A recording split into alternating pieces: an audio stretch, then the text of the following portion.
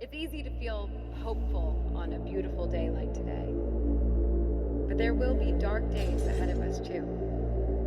There will be days where you feel all alone. And that's when hope is needed most. No matter how buried it gets, or how lost you feel, you must promise me that you will hold on to hope. Keep it alive. We have to be greater than what we suffer.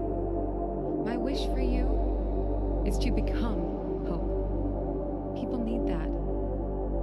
And even if we fail, what better way is there to live? As we look around here today at all of the people who helped make us who we are, I know it feels like we're saying goodbye, but we will carry a piece of each other into everything that we do next, to remind us of who we are and if we're meant to be.